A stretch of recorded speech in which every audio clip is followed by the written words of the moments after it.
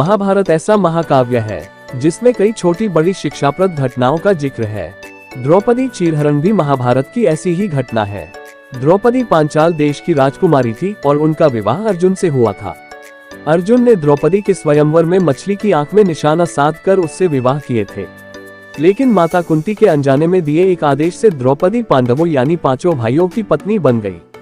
एक बार की बात है जब पांचों भाइयों में सबसे बड़े युधिष्ठिर इंद्रप्रस्थ नगर पर राज कर रहे थे। उस समय हस्तिनापुर का राजकुमार दुर्योधन थे और पांचों पांडव उसके चचेरे भाई थे।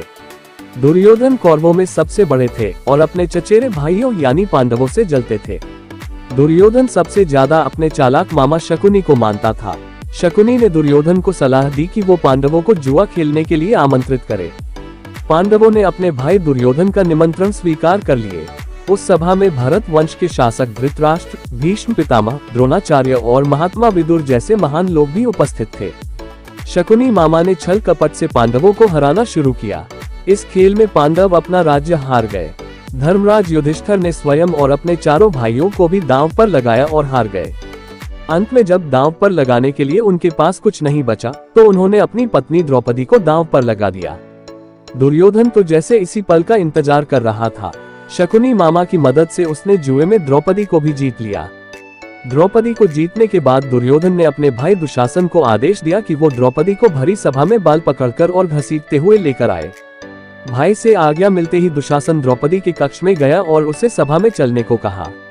रानी द्रौपदी बहुत ही स्वाभिमानी और पतिव्रता स्त्री थी, इसलिए उन्होंने दुशासन के साथ चलने से मना कर दिया। दुशासन ने गुस्से में आकर द्रौपदी के बाल पकड़ लिए और उसे खींचते हुए भरी सभा में लाकर खड़ा कर दिया। दुर्योधन ने दुशासन को आज्ञा दी कि वो द्रौपदी को भरी सभा में निर्वस्त्र कर दे। दुशासन ने जैसे ही द्रौपदी के वस्त्र को हाथ लगाया, द्रौपदी ने श्री कृष्ण को मदद के लिए पुकारा। श्री कृष्ण अपने भक्तों को कभी नाराज नहीं करते। कृष्ण ने जब द्रौपदी की करुण पुकार सुनी तो उन्होंने द्रौपदी की साड़ी को बढ़ाना शुरू कर दिया।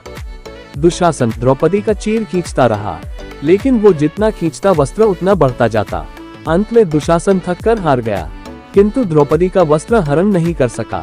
ऐसा कहा जाता है महाभारत युद्ध के पीछे सबसे बड़ा कारण द्रौपदी चीरहरण ही था। यदि वीडियो अच्छी लगी हो तो इसे लाइक करें और सब्सक्राइब करना ना भूलें।